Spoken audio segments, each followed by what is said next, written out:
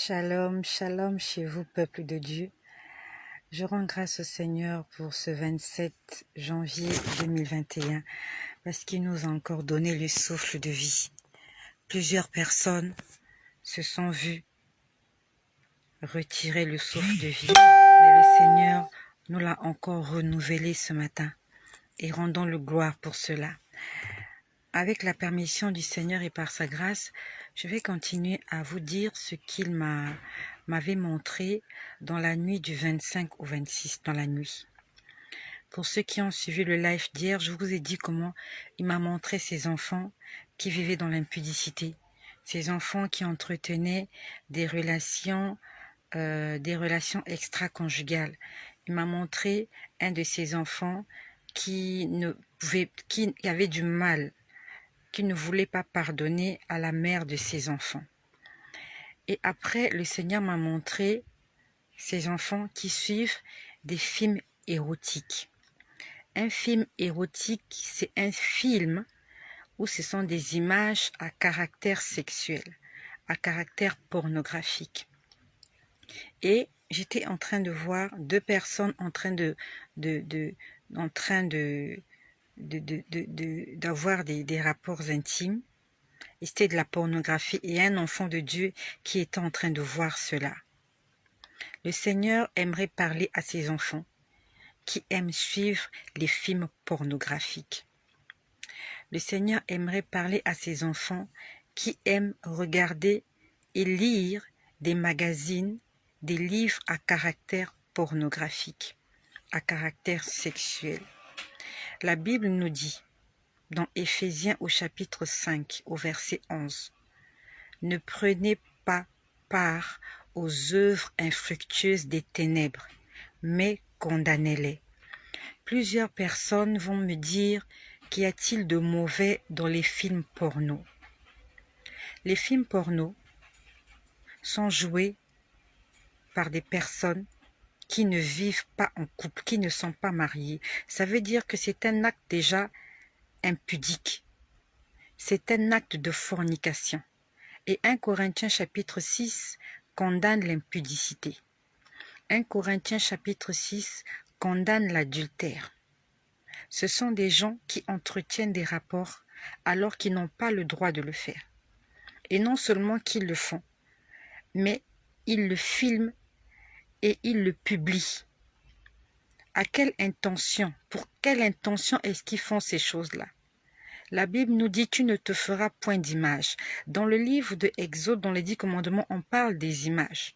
Lorsqu'on parle des images, on ne parle pas que des photos. On ne parle pas que des statuettes, mais on parle de toute image, de toute chose que tu peux voir, que tu peux regarder, que tu peux observer, qui va te pousser à pécher. Ne le prenons pas dans un seul contexte, prenons-le dans tous les contextes. Toutes les images. Il y a aujourd'hui des hommes, ils n'ont pas suivi un film porno. Il n'a pas suivi un film érotique. Mais le fait de regarder une femme dans la rue et de la convoiter, il a déjà commis un péché. La Bible nous le dit. La Bible nous le dit que si un homme regarde une femme et que dans son cœur il a péché avec elle, il a commis l'adultère. Pourquoi? Parce qu'il a regardé, il a vu. C'est pour ça qu'on nous demande aux femmes. La Bible nous dit que les femmes s'habillent de façon décente pour ne pas attirer les regards, pour ne pas que les regards qui se posent sur nous soient poussés à pécher.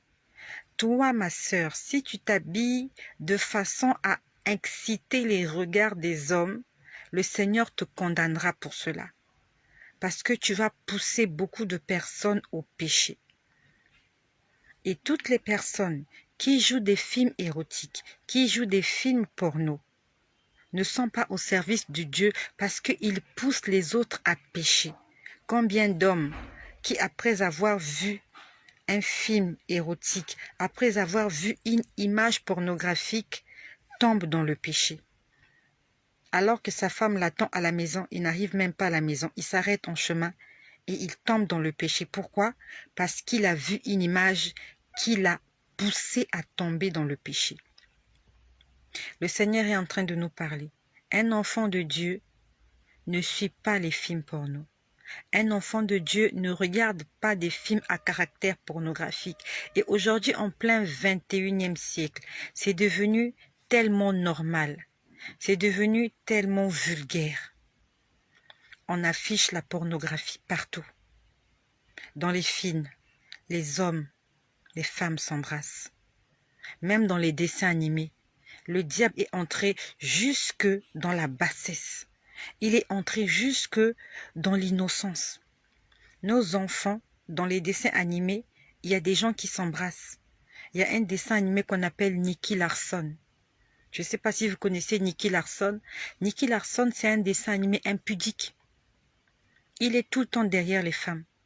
Il court derrière les femmes. Mais c'est un dessin animé et nos enfants suivent ces choses-là. Et ils prennent du goût.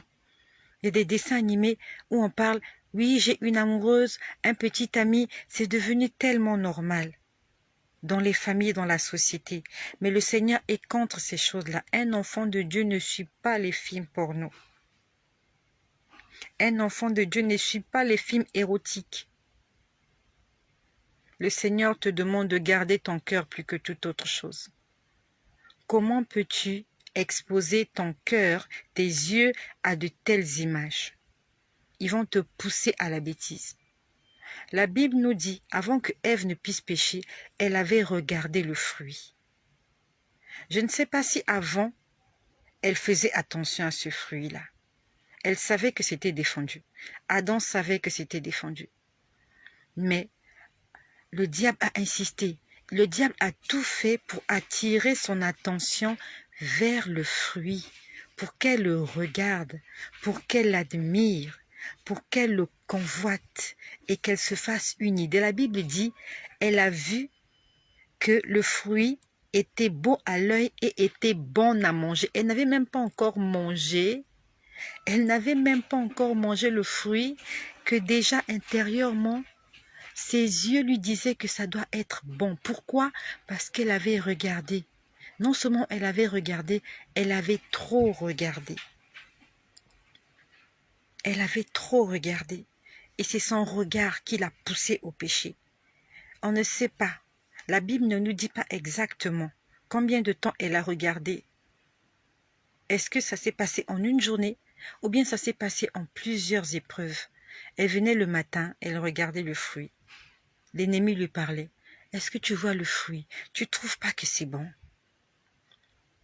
Regarde-le bien, regarde comment il brille. Imagine-le dans ta bouche. Imagine-le dans ton estomac. Attention à ce que nous regardons. Il y a quelque temps de cela, nous sommes aujourd'hui mercredi. Je crois que c'était la semaine dernière, le Seigneur a dit que celui qui lise fasse attention. Fasse attention à ce qu'il regarde. Le Seigneur nous demande de faire attention à ce que nous regardons. Moi, dans le temps avant ma conversion, j'étais très dépensière pour des bêtises. Je m'achetais tout et n'importe quoi. Si j'ai vu un vêtement qui me plaît, il fallait que je l'achète. J'étais comme ça. J'ai vu un vêtement, il fallait que je l'achète.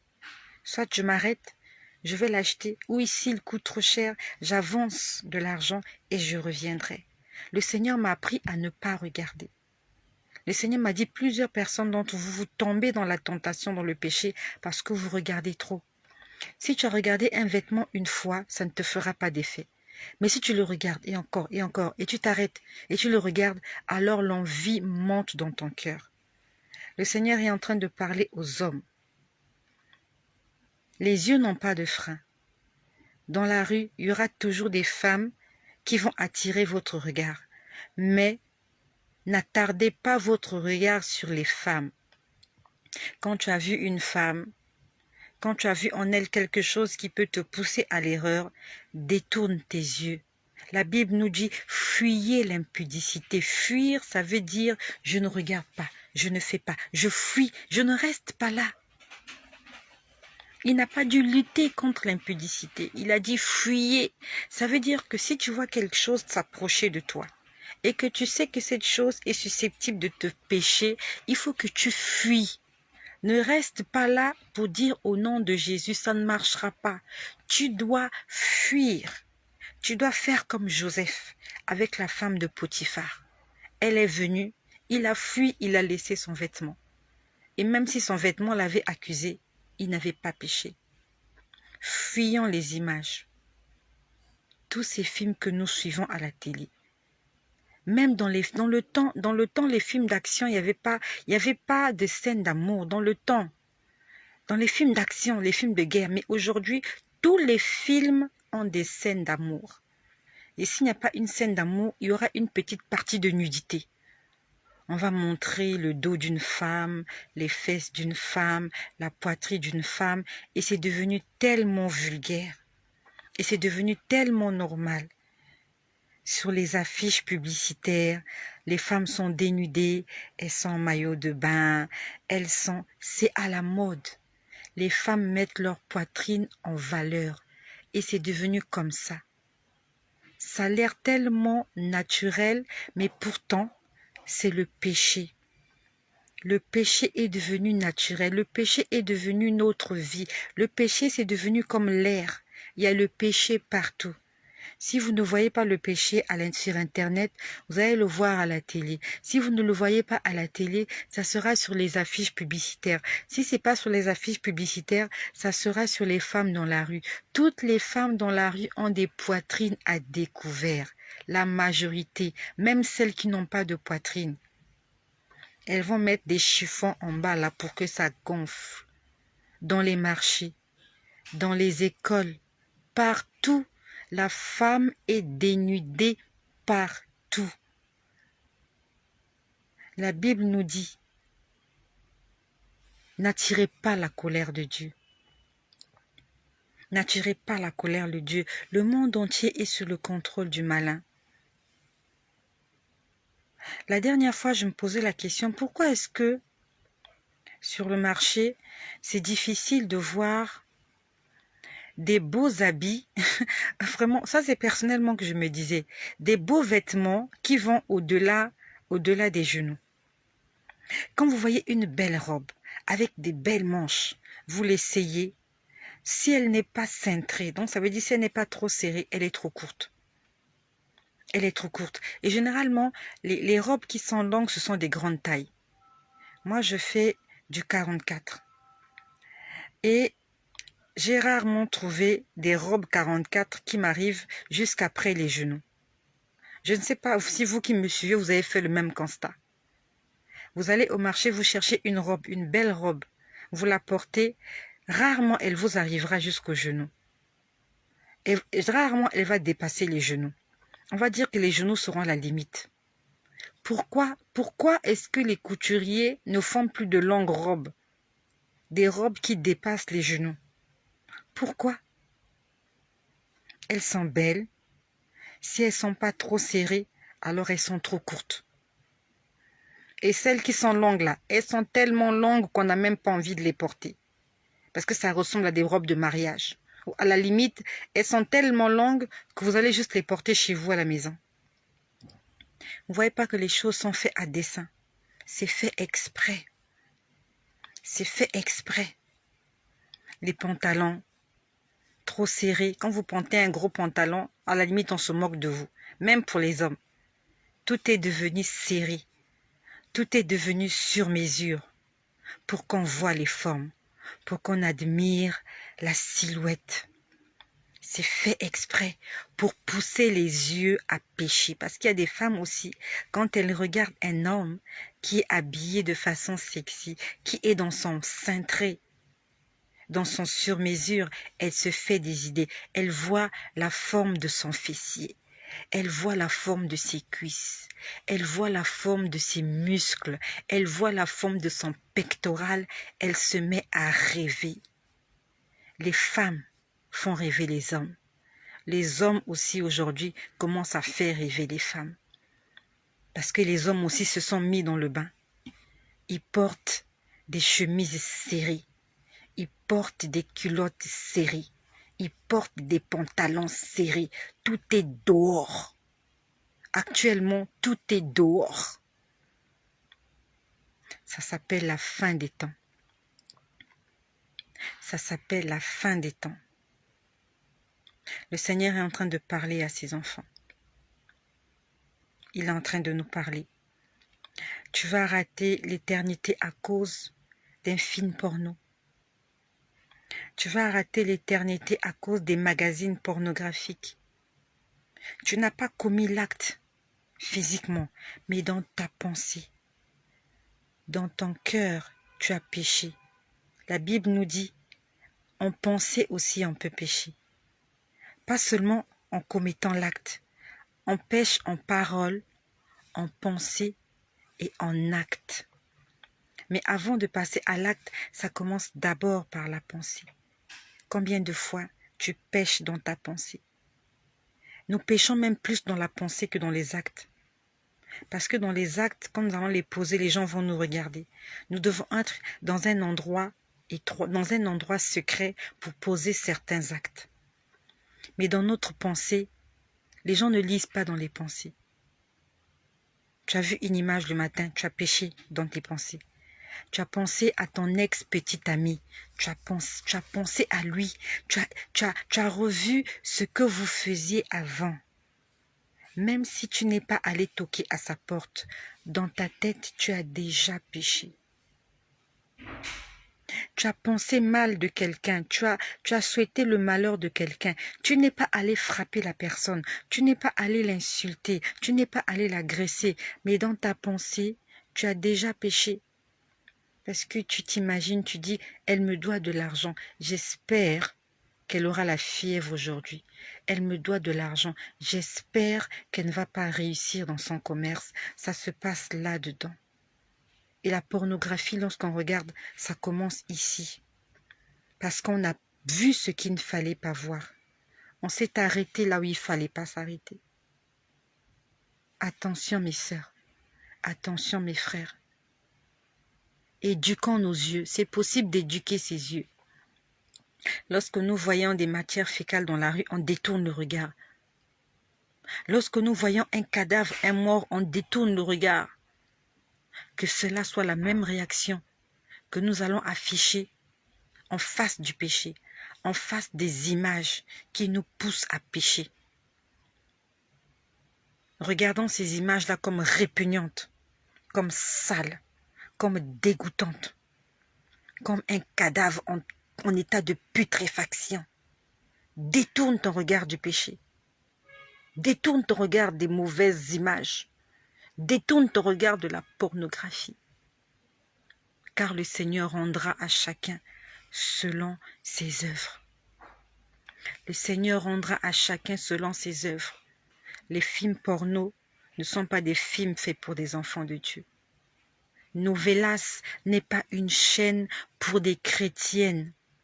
Dans Novelas, il y a l'impudicité, il y a la fornication, il y a l'adultère. Dans Novelas, le diable est vénéré, la sexualité est vénérée, l'impudicité est vénérée, l'adultère est vénéré et applaudi. Ce sont des films inspirés de démons. Et ne prenons pas part aux œuvres infructueuses de l'ennemi, aux œuvres infructueuses des ténèbres, comme il est écrit dans Éphésiens chapitre 5 au verset 11. Les œuvres infructueuses, ce sont les œuvres sans profit. Une œuvre infructueuse, c'est une œuvre qui n'a pas de résultat.